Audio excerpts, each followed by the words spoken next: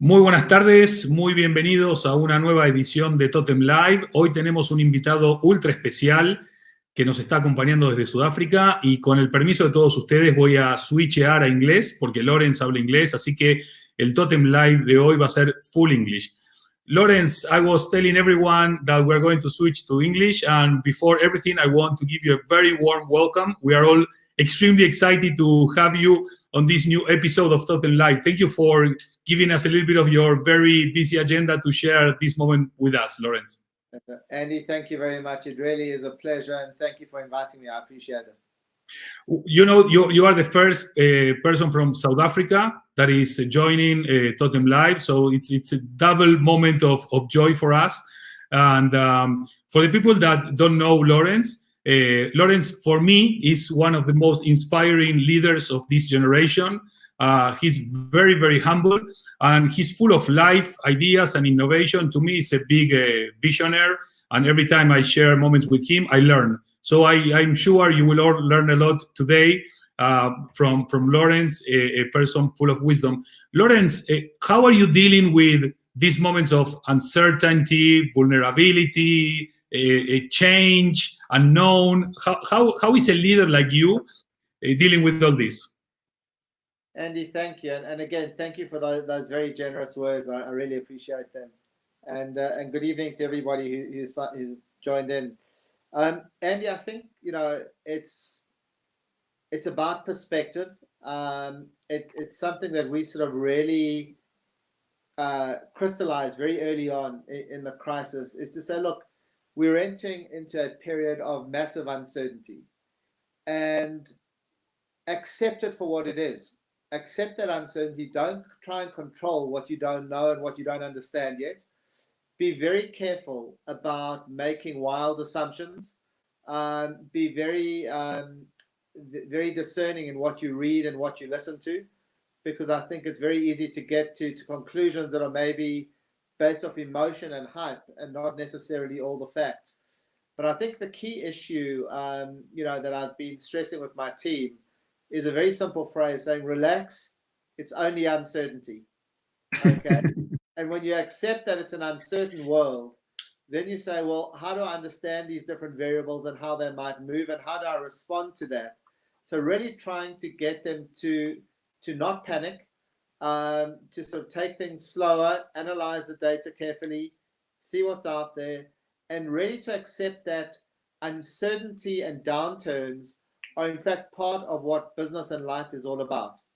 And that if you think that life is only going to ever be smooth, predictable, plain sailing, you've got it wrong. So it's trying to get the team to sort of accept the uncertainty, myself to accept the uncertainty, to go back to your core strengths, your core abilities, and saying, well, how do I draw on my innate skills to cope with this uncertainty? So really being very realistic about it. That's very interesting, because we have read that many people are panicking. The team is looking to their leaders, and their leaders are looking, and there's no one there. And panicking is never a good ally in these times. And I was thinking on asking you, how do you make decisions on this ground that is moving all the time, and how do you get the confidence to stay attached to those decisions in these complicated moments? Sure. Andy, I think there are a few things in what you said. Let me just deal the first issue around, how does one stay in touch with the team? We've been doing some very, very simple and very basic things with communication. So from the very first week that we went into lockdown, we've been having virtual drinks every Friday afternoon.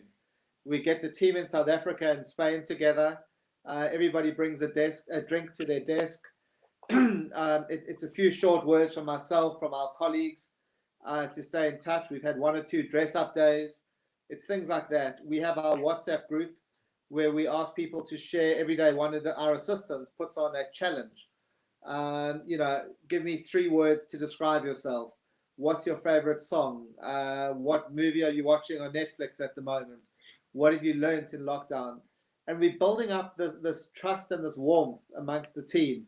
And that's been unbelievable. So I think that's it. And very often I'll put voice notes on there It's important that the team hears my voice regularly. They know that I'm not distant, I'm there and part of it. So it's about communicating properly. You asked the question, how does one navigate these waters? And I think, Andy, something that I learned a number of years ago, I had the real privilege to work with an exceptional executive coach. And it was at a stage when I was a whole lot younger. I didn't have much hair then either, but I was a whole lot younger. And it was a very critical part in my career. And it was about changes and decisions I needed to make. And part of what I was able to learn through the process in working with her was to sit down and reflect on decisions I'd made previously. Okay. And to say, well, let's evaluate how those decisions actually panned out. And what I found, and what most people find, is that on the whole, you make good decisions. So you learn to back your ability to make decisions, as opposed to having to learn every situation's there, because every situation is going to change. But if you're able to learn to back your ability to think through issues from first principles, then you're able to deal with it. So that's what I'm trying to draw on at the moment, is that confidence of saying, you know what, you're not going to get everything right, but you've got an innate ability to think through problems and problem solve. What are the problems at hand today, and how do you deal with them? And that's what I'm trying to encourage a lot with my team. And we've had a bit of fun in how to do that as well. There's a wonderful book that written by Dr. Seuss, the children's writer.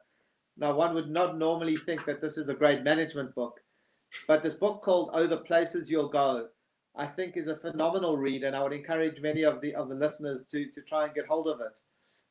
It's really the story about how one learns to back yourself and your abilities, and understand that even though you're going to plot a path for yourself, you may very well end up on a different path, because life has its challenges. And when you're in those challenges, it's how to back your abilities, how to get out of that slump, and how to make things happen. That's very, very important. I think when one sort of wants to lead, you have to make things happen. Nobody wakes up. You don't wake up in the morning and somebody says, today you've got to go and do the following 5 things. You have to wake up every morning and say, what do I need to do today? What do I want to do? How do I make things better? And I think, Andy, something that I learned also at a fairly early stage in my career, which has helped me a lot, is I used to get very restless. And I used to get very angry with myself when I was restless. And I then started realizing that restlessness was my source of competitive advantage. It's because I never wanted to sit still and accept what was there, but always looking to push and go forward, that I've learned to know when those restless feelings come in, that's actually when the creativity is starting. And to actually embrace that and say, right, how do I now channel that into what needs to be done in the new ideas? So hopefully those are some of the things that have worked for me over the years. Hopefully they work now as we're in this very uncertain environment. Yeah, indeed they will. Lawrence, that we are almost reaching the 8th minute of the conversation, and you have repeated the word team many times. And I think I listened somewhere, I don't remember where, a leader is as good as its team. And when I listen the word team, I think the leader is much better, because he understands that the power is in the group, not in the individuality. But also, you mentioned one in our previous conversation, that you are really looking forward to empower your team to make decisions, to think outside the box, to move on. Also, the leadership role is to create more leaders, Laurence. Andy, absolutely. It sounds very trite to say it, because everybody talks about the team, and everybody wants to empower the team. But I think it really is about what you actually do on the ground in order to see that happen, and how you make the people feel part of it. It's something that we work very hard at Vukile and at Castellana, our Spanish business. Something that I'm delighted about is that, and Andy, you've had the benefit to work in both. And it's unbelievable how similar the cultures are when you've got 2 teams, and maybe 10% of the teams have met one another before. But the cultures are so similar, and that's because we've worked hard to make that part of what we're about. And there are a number of things that we've done where we talk very frequently to the team. We get together normally the last Friday of every month. we get together for a lunch and we celebrate everybody's birthdays in the month, and we have a chance to talk about what the issues are in the business, how people are feeling. And I say this with absolute confidence, but when we sit in those circles to have those discussions, everybody is equal. So whether you are myself as the CEO, or a wonderful lady called Veronica who makes the tea and cleans the office, everybody has the same platform to talk, and that's great. And I'll just tell you a very sweet story, about how this team operates. So one of our lockdown challenges was saying, what place would you like to be? Where's your dream place to visit? And everybody started putting down, these great and exotic locations around the world. Veronica, again, and in the context of South Africa, comes from a much lower income group than everybody else. And Veronica said that she wishes that she could see Table Mountain in Cape Town. We all live in Johannesburg. Now, none of us would even think about that because we're in Cape Town every week normally for business, and you see it, you drive, and normally the complaint is every time you drive past Table Mountain, your cell phone signal drops. But this was Veronica's dream. And then I started getting the private messages coming through from everybody in the team saying, Laurence, you have to make this happen. How do we make this happen? How do we get Veronica to Cape Town? And that's the love and affection that people have for one another in the team. And I'm very proud of that. And that's what we try and drive, because the one idea that we talk about in terms of our values, one of the values is about working with a passion.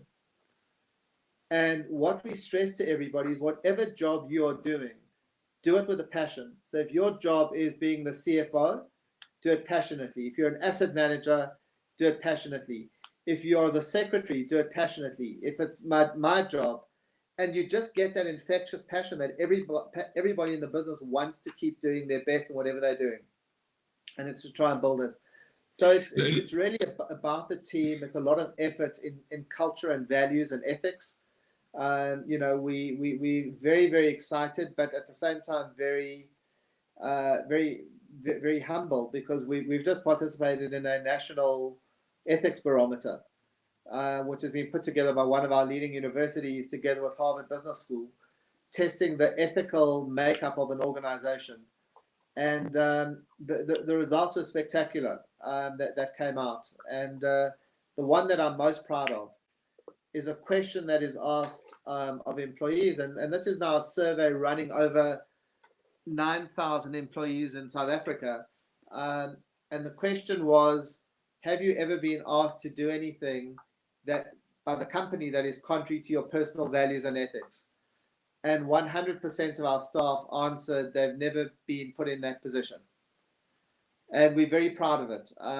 It's not normally something that one wants to shout from the hilltops, but it does also at times, you've got to celebrate successes when you have them. And that's one of the successes we've been looking for, is to create this very ethical organization with a strong culture. Wow. Congratulations to you and the team, Laurence. That's a great achievement. Thank you. I think the shift from aesthetics to ethics has started, but still we are a long way to go to achieve a more ethical community and society. Let me ask you a very uncomfortable question, and forgive me for this, but I have to. You were repeating the word passion from the CFO to everyone in the team.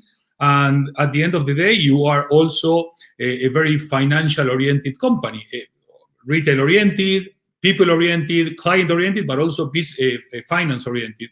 And in my mind, financial guys and passion are colliding, not embracing. Am I wrong? I think I am now. And it's a good question. It's understandable. I think, as you know, but for many of the listeners, I actually... So I've been in the real estate industry now for nearly 9 years, but prior to that, my whole career was in investment banking. Look, I think the stereotypes are there, but I think it's, I always say, if you're going to hire somebody who wants to work with passion, because then you're going to succeed. I've always said I never want to hire somebody who wants a job. Hire somebody who wants a career. Because if it's a career, you're always thinking about how to grow and develop yourself in the future and so on. So I think there's a lot of excitement. I can't tell you I get very excited about IFRS and auditing and accounting statements, I'll be honest, but my CFO does, and that's important. About having the right people in the right jobs. But I think when one starts to understand numbers, and you understand that a number is representative of a business transaction and an interaction before that, then numbers start taking on a life. And numbers represent value drivers. And if you understand value drivers, you know how to run your business. So yeah, we're numbers people, but we are very passionate about the numbers because we understand that's simply a numeric representation of what's happening in our business at any point. I have always been very much impressed on how human you are, on the way you communicate, you inspire, you lead, you do things, and that is something I really give a lot of value. The next question, Laurence, is you are leading a very successful company in South Africa called Vukile. You are doing very well. The performance of the company is fantastic. And one day you decide to get away from the comfort zone and land in Spain. I don't know how many thousand miles away from Johannesburgo. You arrive in Madrid and you start the company. And in less than 3 or 4 years, is one of the top companies already in Spain. Tell me a little bit about those first steps and what did you dream by then and what did you achieve by now? Absolutely. So Andy, you've got to be lucky in life. You've got to be humble, and you've got to acknowledge when you get lucky as well. So we have, we've built a very good business in South Africa. We've been here for many years. We've been very successful. And we felt that it was time to start expanding our business. South Africa, as an emerging market, does carry a risk factor. We have a very, very volatile currency, and there certainly was a very deliberate attempt, or intention rather, for us to diversify our business into a developed market. And in doing so, we wanted to get into a market where it would be sort of counter-cyclical in a sense from a currency point of view with South Africa. So we started looking at the UK, at the US, at Canada, and then we got lucky. Okay, so I got a call from a really the doyen of the South African property industry, a man who passed away a month ago, has left a very, very big hole in my life because we're very close. He's a partner of ours. We own a shopping center together in South Africa, and Mark phoned me and said, "Listen, I've committed to somebody to put 200 million euros into Spain to build a business. I've put a lot of money to Poland. I haven't got the money to go in there. Do you want to take it over?" And I said, "Well, let me meet him." And he happened to be in South Africa. We met. We hit it off immediately. We heard the investment thesis of what he was putting forward. And that started about a 6-month process of numerous trips up and down to Spain to try and understand the market, understand the opportunity.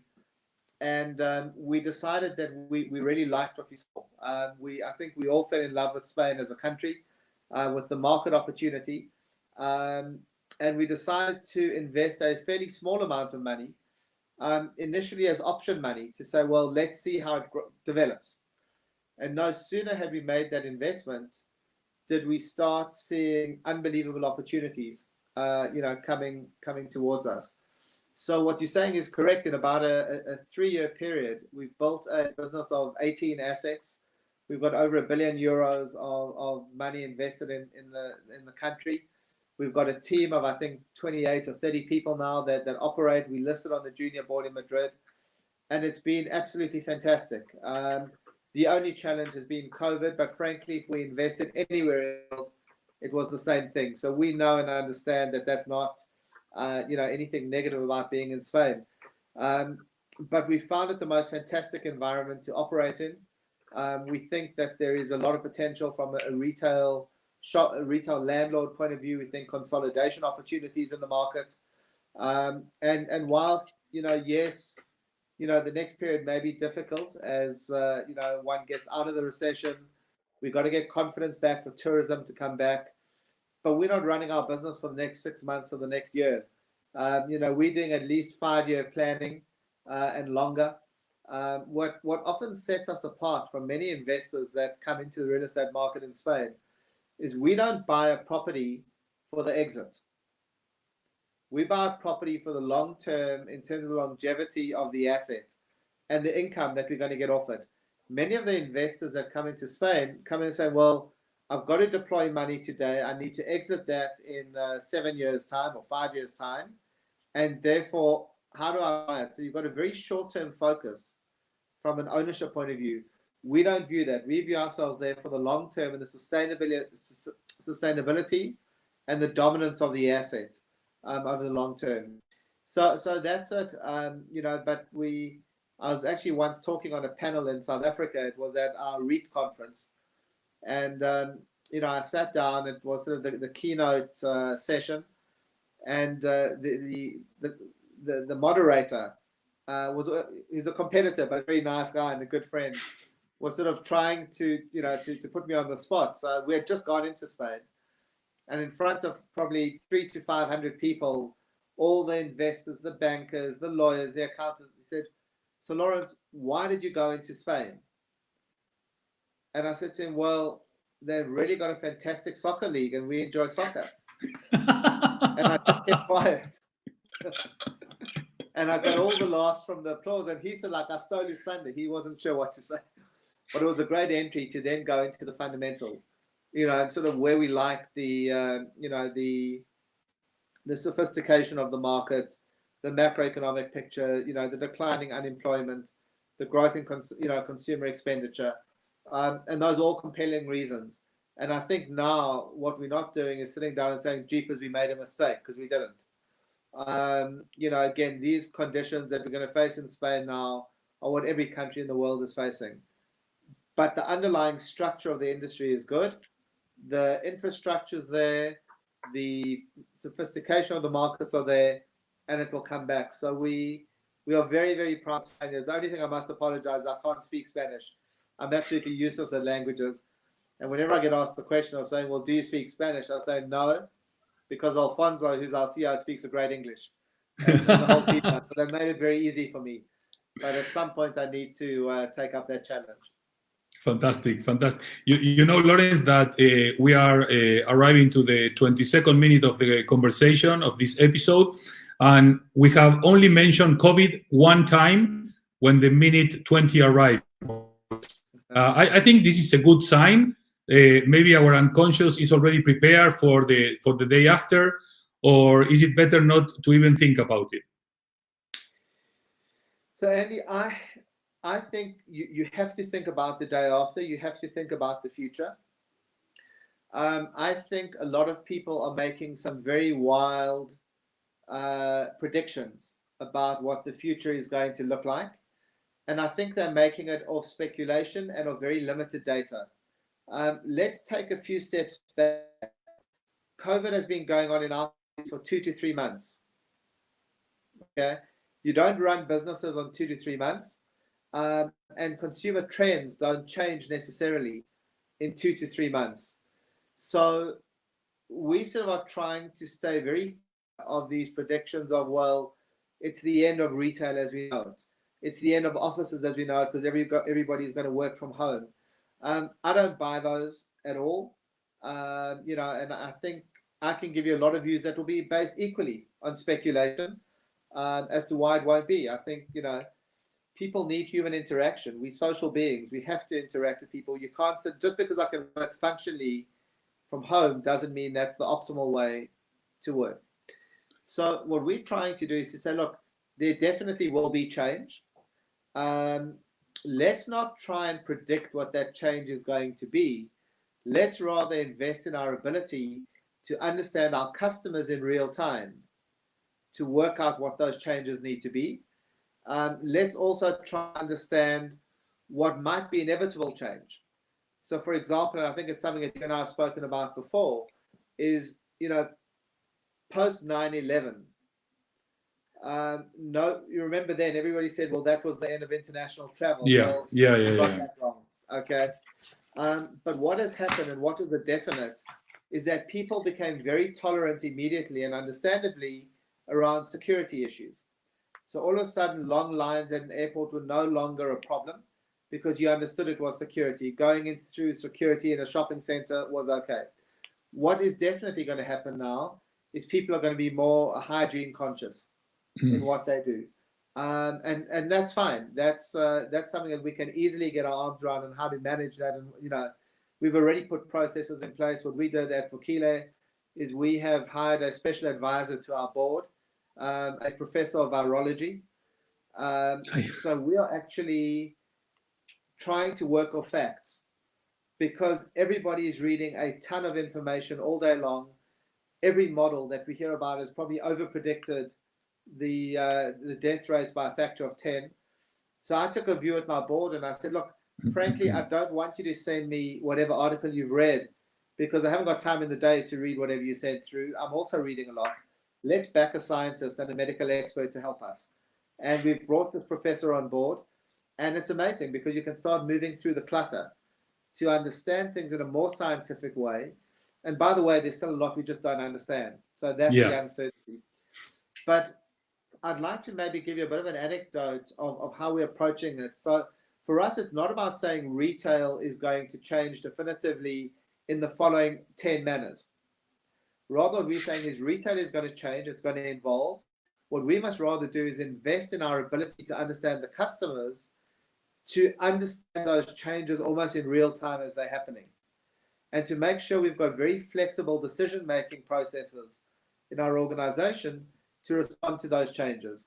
So an example of something, that I experienced many, many years ago in my career, and I'm probably talking about 15, 16 years ago, is, there was and I was in the banking world, in retail banking particularly, and the view was that mobile banking was now the next wave. Branches were going to die.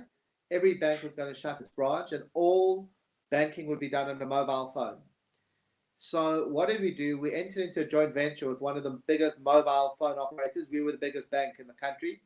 A very creative deal that we put together, and we committed a lot of money. And we started building a bank that functioned only on a mobile phone. In fact, now this is 15, 16 years ago. We built a voice recognition system so you could open a bank account on voice recognition through biometrics. Okay. Wow. And it was unbelievable. Now, in the context of South Africa, where you have a lot of unbanked people who don't have access to banking, transport is expensive to get to a bank, this fundamentally changes the country. And we were unbelievably emotional about what we were doing, because this was great for the country. It wasn't just about a profitable business venture. We were changing people's lives.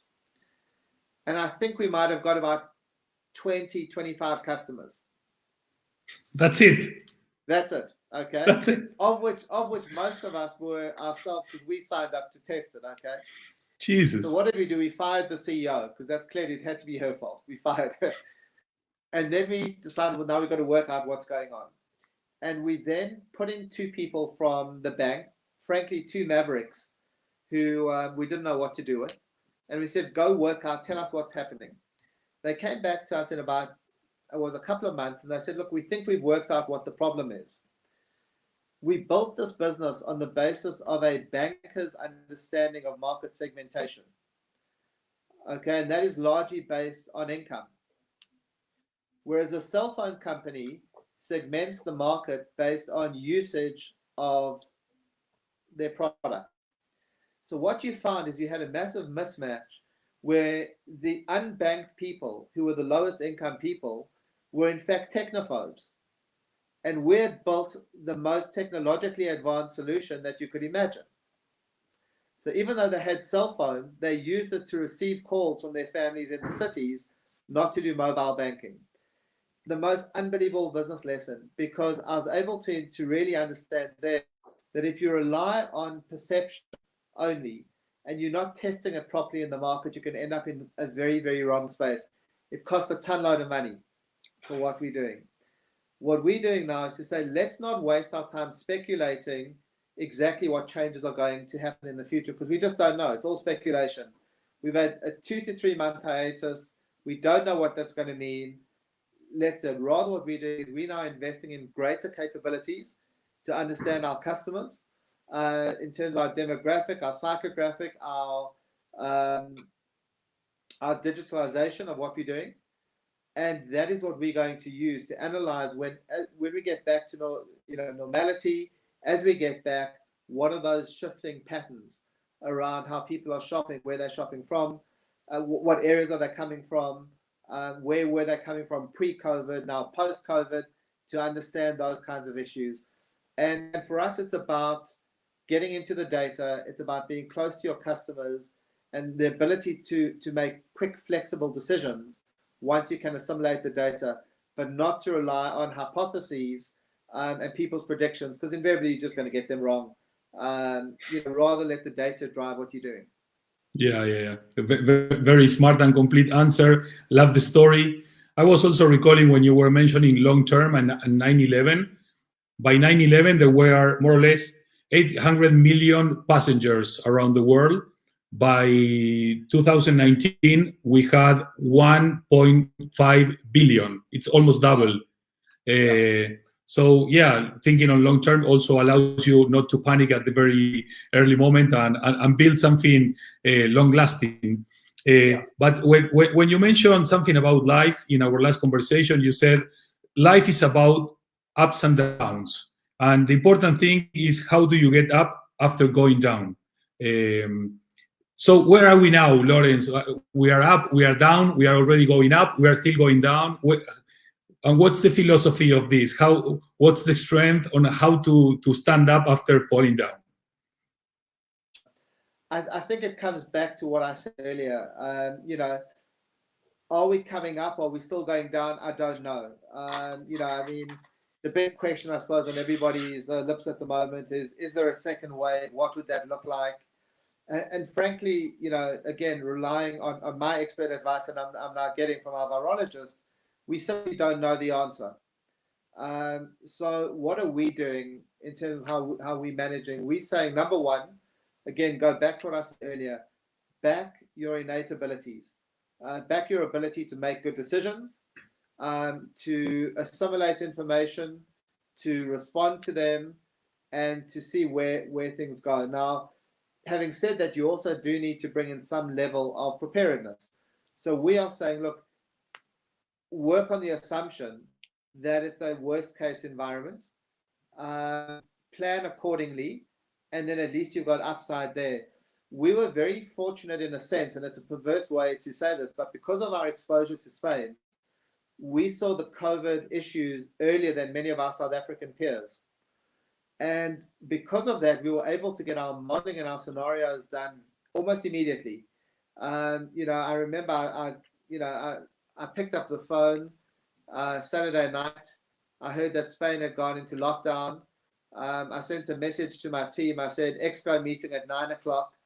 And we sat from 9 o'clock on Saturday night. We discussed what scenarios might look like. And by Monday morning, we had all of our worst case scenarios plotted.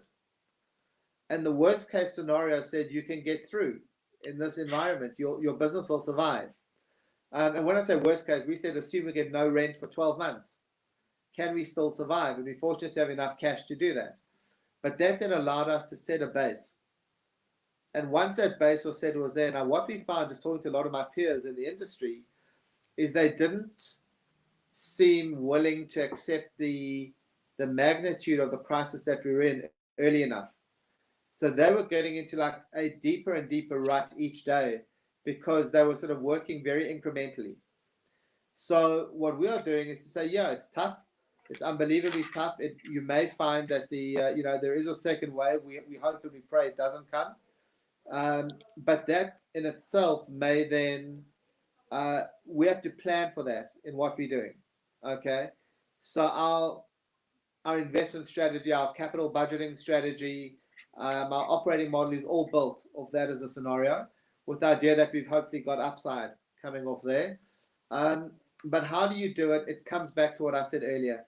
Back your abilities and don't beat yourself up. What we're living through at the moment is not a crisis that anybody made. And I'm sure there are many people on this call whose businesses are under tremendous, tremendous pressure. And that's horrible because none of us like to let investors down or let ourselves down. But give yourself a break. You didn't create this mess. Okay, we're all in this together. I think it calls for responsible corporate leadership. at the moment as well. We are stressing that a lot. We're saying, look, we have to give an element of accommodation to our tenants. They haven't made this mess. These are not bad people that have, misrun their businesses. They're good people that are trying to make a profit every day. And I think at the moment, responsible corporate leadership takes a higher systemic view of what's actually happening and says, how do we get through this together? How do I work with the partners in my value chain cooperatively to get through it? The wrong leadership, in my opinion, at this stage, are those who work competitively to say, great, this is a chance for me to renegotiate a contract, to get a leg up, in terms of what you're doing, and to take advantage of the situation. This is about a humanitarian crisis, and you've got to work collectively to solve it. And that's what we're doing. And saying, it's part of the natural process of life. Just as you're going to enjoy it when things are on the up, enjoy it when they're on the down, because you're going to learn things that you never thought you would have to learn. You're going to develop skills that are going to stand you in great stead going forward. I've got the most unbelievable guy who works on my team as head of treasury. He's a bit younger than us. He's unbelievably talented. But this is the first crisis that he's working through. And I'm coaching him through it, saying, listen, I've been through a few crises. And he's telling me that the banks are so impossible and they're so difficult, and saying that this is the norm. Look at the skills that you're developing. When you're through this, you know what a better leader you are, what a better manager you are. So it's trying to get people to see that even in the difficult times, you learn about yourself, you learn about your abilities, you learn about your business, and the cycle will turn. It will definitely turn from here. There's no question. And it's always having that vision forward of how do you get yourself out. Don't be passive. Be proactive. Find ways to actually say, right, new set of cards have been dealt. How do I play these? Forget about the old cards. They're gone. Okay, that hand is finished. Now I've got new cards.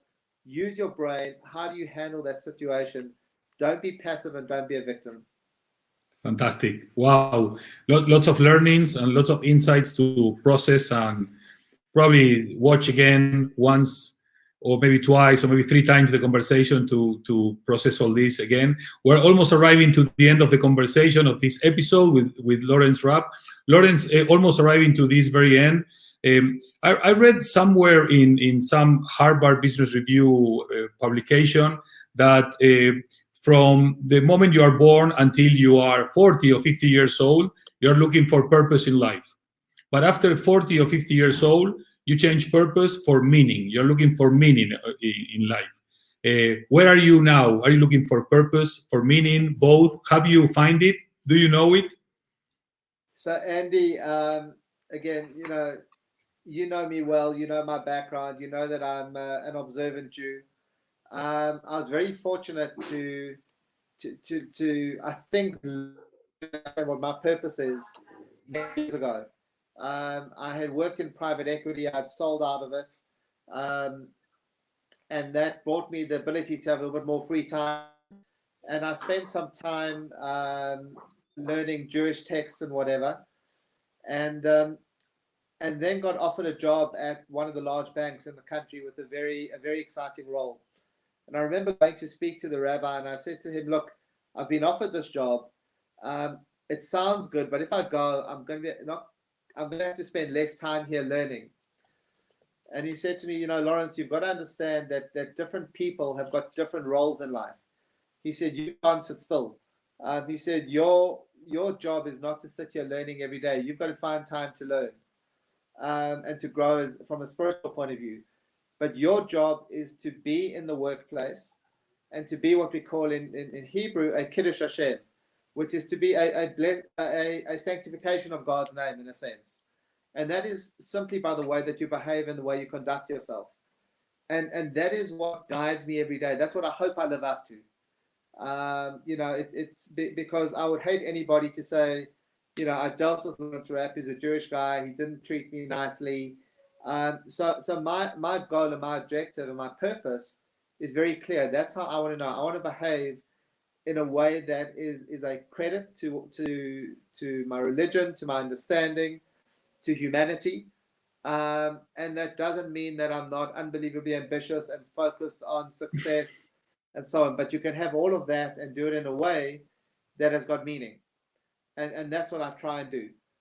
So I'm not sure if I always succeed, but I do my best. I try, and hopefully I do. And I suppose the people that interact with me would be the judge of whether I create the right impression or the wrong impression of what an observant Jew in the business world should look like. But that's certainly what I try and do overall. Fantastic.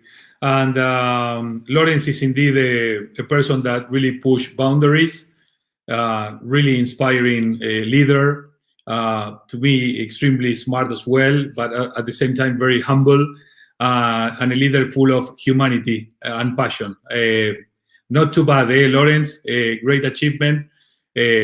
I really thank you for your time.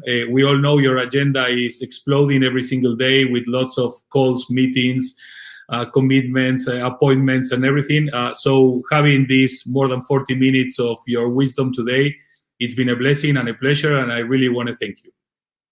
Eddie, thank you very much. I really appreciate the opportunity. Always great talking to you.